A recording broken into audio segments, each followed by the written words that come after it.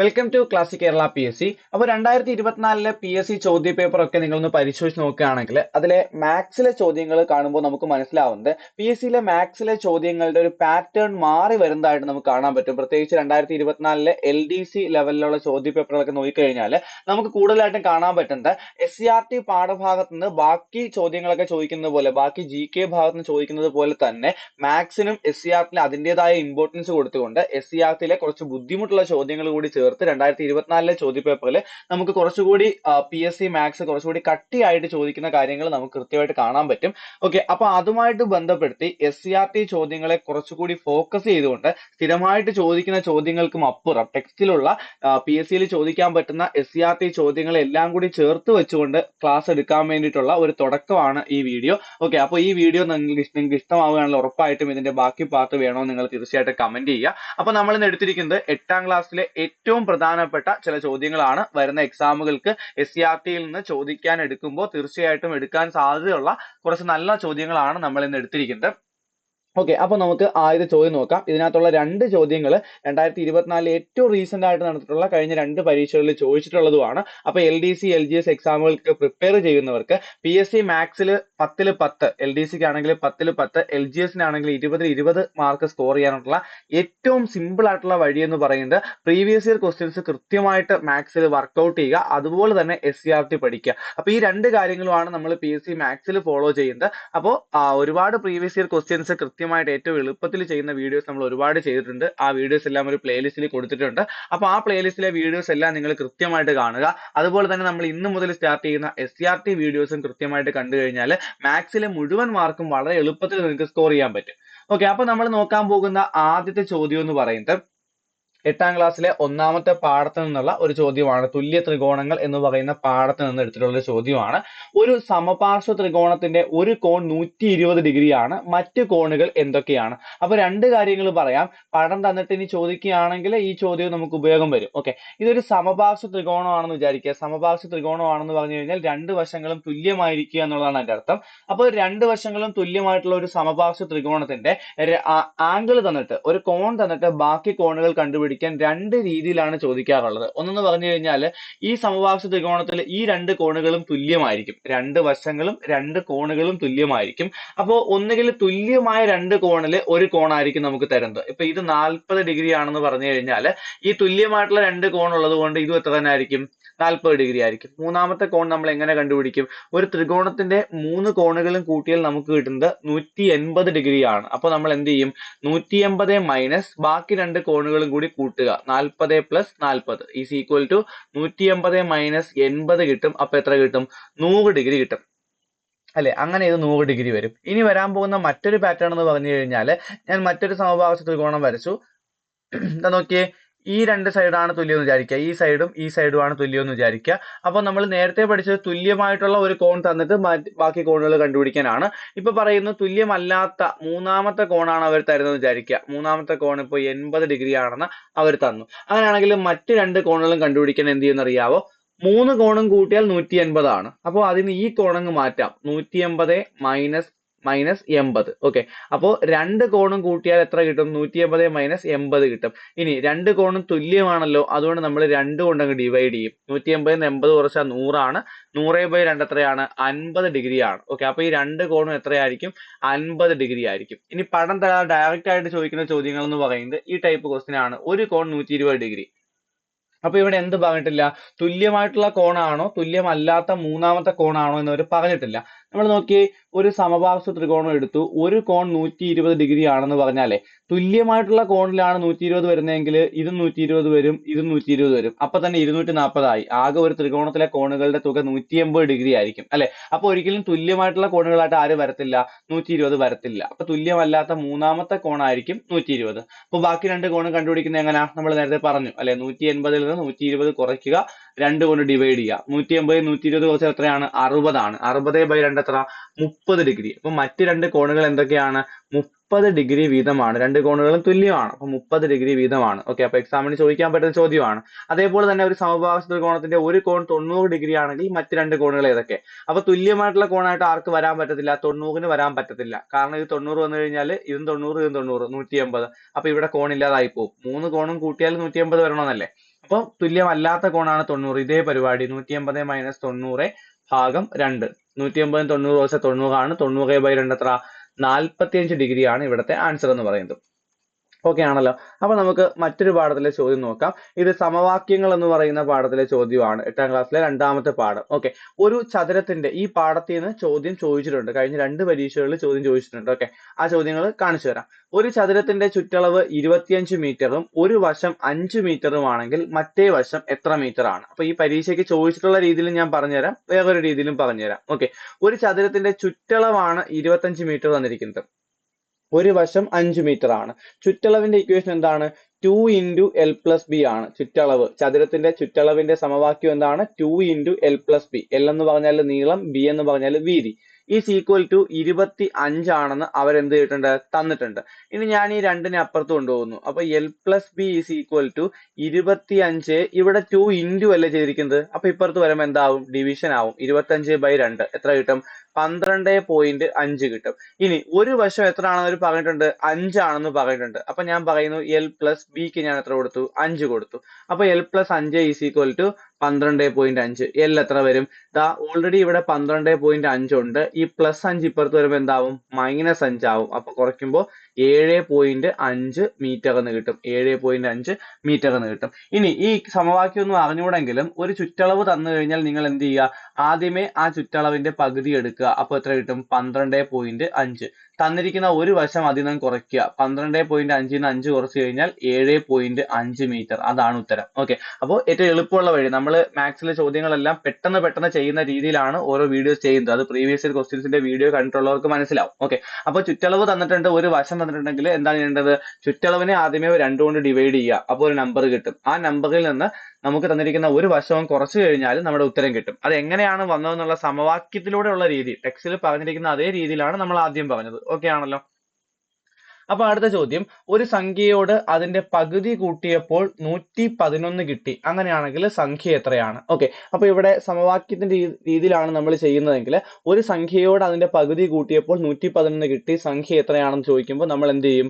സംഖ്യക്ക് എന്ത് കൊടുക്കും? എക്സ് എന്ന് കൊടുക്കും. സംഖ്യ എക്സ് ആണെന്ന് വിചാരിക്കാം. പൊതുവെ PSCയിൽ മാത്സ് പഠിക്കുന്ന പലർക്കും എക്സിനോടൊരു വിയോജിപ്പുണ്ട്. അപ്പൊ എക്സ് എങ്ങനെയാണ് കണക്ക് ചെയ്യുന്നതെന്ന് ഈ വീഡിയോയിലൂടെ നമ്മൾ കൃത്യമായിട്ട് മനസ്സിലാക്കും. ഓക്കെ, അപ്പൊ സംഖ്യക്ക് എക്സ് എന്ന് നമ്മൾ കൊടുത്തു. ഇനി അവർ പറഞ്ഞിരിക്കുന്ന കാര്യം ഉപയോഗിച്ച് നമ്മളൊരു സമവാക്യം ഉണ്ടാക്കുക.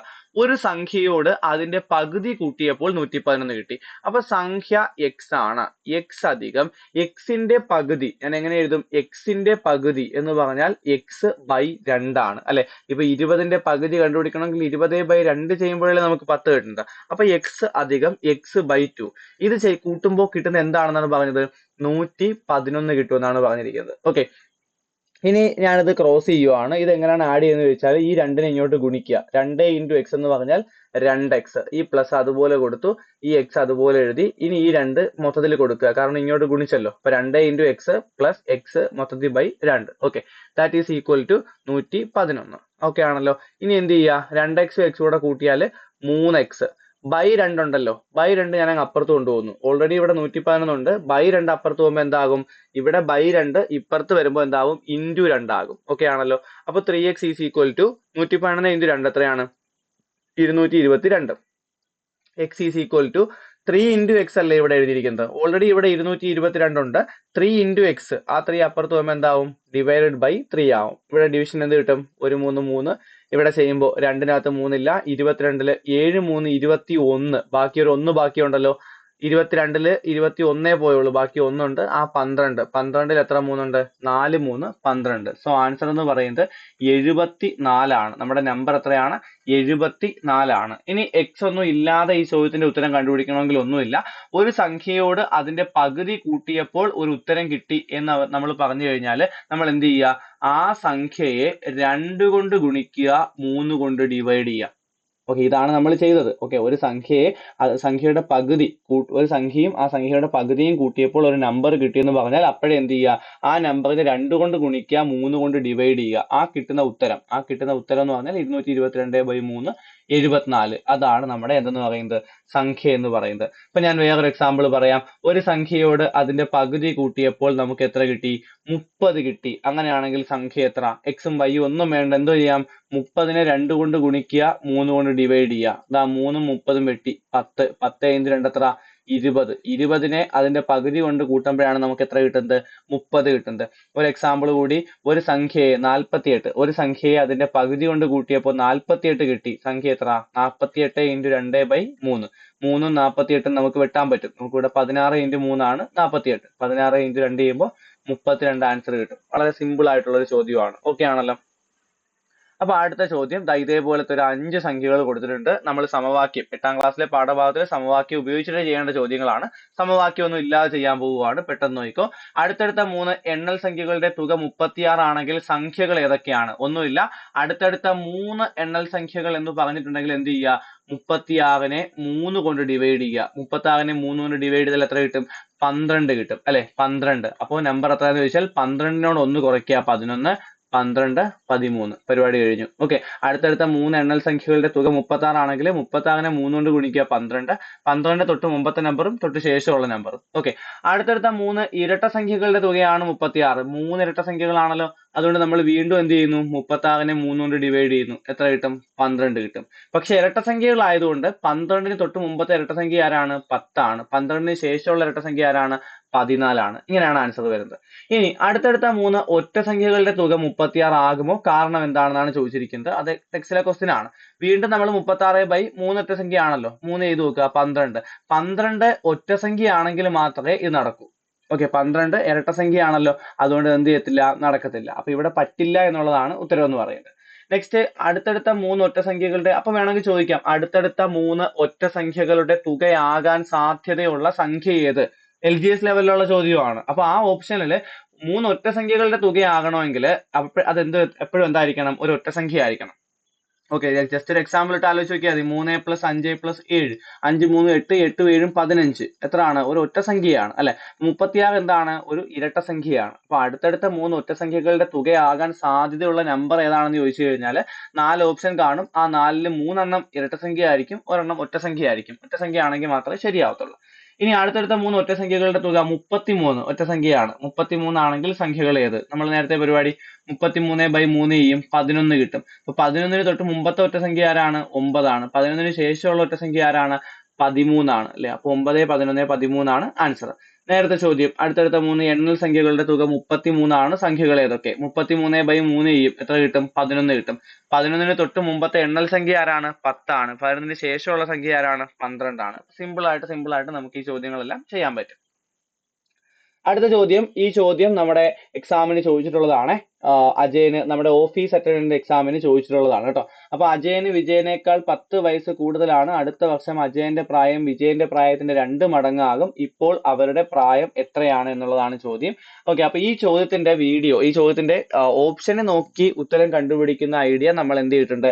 മുമ്പേ വീഡിയോയിൽ പറഞ്ഞിട്ടുണ്ട്. അപ്പൊ ആ വീഡിയോയുടെ ഒക്കെ ലിങ്ക് ഡിസ്ക്രിപ്ഷനിൽ കൊടുത്തേക്കാം. ആ ഒരു ഓഫീസ് അറ്റൻഡന്റ് ചോദ്യ പേപ്പറിലെ ഉത്തരത്തിൽ നമ്മൾ ഓപ്ഷനെ നോക്കി ഉത്തരം കണ്ടുപിടിക്കുന്ന ഒരു ഐഡിയ പറഞ്ഞിട്ടുണ്ട്. ഓക്കെ. അത് കാണാൻ താല്പര്യമുള്ളത് എന്ത് ചെയ്യാം? തീർച്ചയായിട്ടും ആ വീഡിയോ കണ്ട് ആ കാര്യം പഠിക്കാം.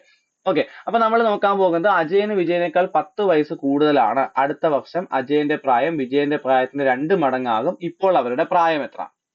അപ്പൊ നമ്മൾ ചെയ്യുന്നു, ഏറ്റവും കുറഞ്ഞ നമ്പറിന് നമ്മൾ എക്സ് കൊടുക്കുന്നു. അജയന് വിജയനേക്കാൾ 10 വയസ്സ് കൂടുതലാണ് അല്ലെ? അപ്പൊ വിജയന്റെ വയസ്സിന് ഞാൻ എന്ത് കൊടുക്കുന്നു? വിജയന്റെ വയസ്സിന് ഞാൻ എന്ത് കൊടുക്കുന്നു? എക്സ് കൊടുക്കുന്നു. അജയന് വിജയനേക്കാൾ 10 വയസ്സ് കൂടുതലാണ്. അപ്പൊ അജയന്റെ പ്രായം എത്ര ആയിരിക്കും? ദാ നോക്കിയേ, ഒരാൾക്ക് എക്സ് ആണ്. ആ ആളേക്കാൾ 10 വയസ്സ് കൂടുതലാണ് മറ്റേ ആൾക്കെങ്കിൽ എത്ര വയസ്സ് വരും? എക്സ് + 10 വരും. ഓക്കെ ആണല്ലോ. ഇനി അടുത്ത വർഷം അജയന്റെ പ്രായം വിജയന്റെ പ്രായത്തിന്റെ 2 മടങ്ങാവുന്നു. അപ്പൊ അടുത്ത വർഷം വിജയന്റെ പ്രായം എത്രയാണ്? ഇപ്പൊ എക്സ് ആണെങ്കിൽ അടുത്ത വർഷം എത്ര വയസ്സാവും? 1 വയസ്സ് കൂടും അല്ലെ? x + 1 ആവും. ഇനി അജയന്റെ വയസ്സോ? ഇപ്പൊ x + 10 ആണ്. അടുത്ത വർഷം ആകുമ്പോൾ 1 വയസ്സ് കൂടും. x + 10 + 1, x + 11. അപ്പൊ അടുത്ത വർഷം എത്രയായി? x + 11 ആയി. ഇനി അവരെന്താ പറഞ്ഞേക്കുന്നത്? ശ്രദ്ധിച്ച് വായിക്കുക. അടുത്ത വർഷം അജയന്റെ, ഇതേ ചോദ്യം തന്നെയാണ് കേട്ടോ കഴിഞ്ഞ എക്സാമിന് ചോദിച്ചത്, പേര് പോലും മാറ്റിയിട്ടില്ല.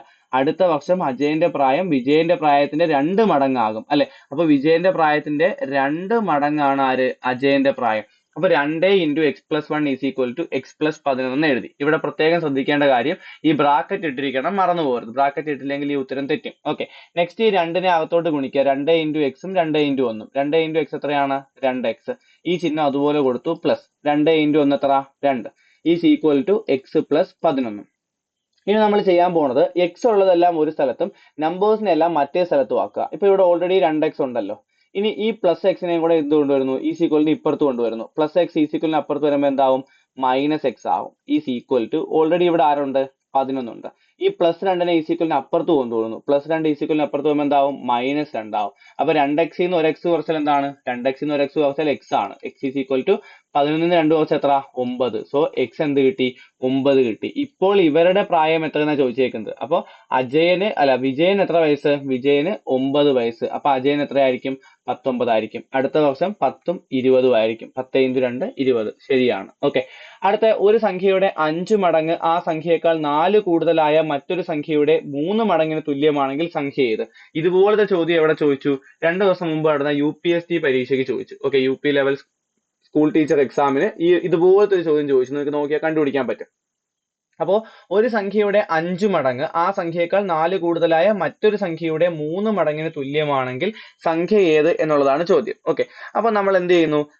സംഖ്യയെ നമ്മൾ എക്സ് എന്ന് വിളിക്കുന്നു. ഓക്കെ, സംഖ്യയെ നമ്മൾ എന്ത് വിളിക്കുന്നു? എക്സ് എന്ന് വിളിക്കുന്നു. ഇനി അവർ പറഞ്ഞേക്കുന്ന സാധനം അതുപോലെ നോക്കാൻ പോവുകയാണ്. ഒരു സംഖ്യയുടെ 5 മടങ്ങ്. അപ്പൊ നമുക്ക് എന്ത് പറയാം? ഈ സംഖ്യയുടെ 5 മടങ്ങ് എന്ന് പറയുമ്പോൾ 5x ഈസ് ഈക്വൽ ടു ആ സംഖ്യയേക്കാൾ 4 കൂടുതലായ മറ്റൊരു സംഖ്യയുടെ 3 മടങ്ങ്. ആ സംഖ്യയേക്കാൾ 4 കൂടുതലായ സംഖ്യ എന്ന് പറയുമ്പോൾ എക്സ് പ്ലസ് 4. ഇതിന്റെ 3 മടങ്ങ് എന്ന് പറയുമ്പോൾ എന്ത് വരും? 3 ഇൻറ്റു എക്സ് പ്ലസ് 4. ബ്രാക്കറ്റ് ഇടാൻ മറന്നു പോലെ. അപ്പൊ 5x ഈസ് ഈക്വൽ ടു ഇതിനകത്തോട്ട് ഗുണിക്കുക. 3 into X 3x plus 3 into 4 12. Okay, plus എന്ത് കിട്ടി? 12 കിട്ടി. അപ്പൊ 5x ഈസ് ഈക്വൽ ടു ഒന്നുകൂടെ എഴുതാമേ. 5x is equal to 3x plus 12. നേരത്തെ പറഞ്ഞ അതേ പരിപാടി, എക്സ് ഉള്ളതിനെല്ലാം ഒരു സ്ഥലത്തോട്ട് ആക്കുക. അപ്പൊ ഓൾറെഡി ഇവിടെ 5x ഉണ്ട്. പ്ലസ് 3x ഇപ്പുറത്ത് വരുമ്പോൾ എന്താവും? മൈനസ് 3x ആവും. Is equal to 12. 5x ന്ന് 3x കുറച്ചാൽ എത്ര? 5 ന്ന് 3 കുറച്ചാൽ 2. അപ്പൊ 2x is equal to 12. X കണ്ടുപിടിക്കാൻ എന്ത് ചെയ്യും? ഓൾറെഡി ഇവിടെ 12 ഉണ്ട്. ഇവിടെ ഇൻറ്റു ചെയ്തേക്കുന്ന 2 ഇപ്പുറത്ത് വരുമ്പോൾ ഡിവിഷൻ ആവും. 12/2 എത്ര? 6. സോ നമ്മുടെ സംഖ്യ എന്ന് പറയുന്നത് എത്രയാണ്? 6 ആണ്. അപ്പൊ ഇതോടുകൂടി നമ്മൾ ഈ ചോദ്യങ്ങൾ നിർത്തുകയാണ്. ഈ SCRT സീരീസ് കംപ്ലീറ്റ് ചെയ്യണം താല്പര്യമുള്ളവർ തീർച്ചയായിട്ടും കമന്റ് ചെയ്യുക. നമുക്ക് എല്ലാ ക്ലാസ്സിലെയും SCRT വീഡിയോസ്, ഏറ്റവും പ്രധാനപ്പെട്ട മാത്സിലെ ചോദ്യങ്ങൾ, SCRT ചോദിക്കുന്ന ചോദ്യങ്ങളൊക്കെ എടുത്ത് നമുക്ക് നോക്കാം. WCPOയിലും ഉണ്ടായിരുന്നു മാത്സിലെ പ്രീവിയസ്, 8ാം ക്ലാസ്സിലെ തന്നെ പ്രീവിയസ് ഒരു ചോദ്യം, ടെക്സ്റ്റിലെ ഒരു ചോദ്യം ഉണ്ടായിരുന്നു. അപ്പൊ ഈ ചോദ്യങ്ങൾ കൃത്യമായിട്ട് പഠിച്ചു പോയാൽ മാത്സിൽ നമുക്ക് ഫുൾ മാർക്ക് തന്നെ വാങ്ങാൻ പറ്റും. അപ്പോൾ കൂടുതൽ വീഡിയോസിനായിട്ട് ഈ ചാനൽ സബ്സ്ക്രൈബ് ചെയ്യുക. Thank you for watching classic Kerala PSC.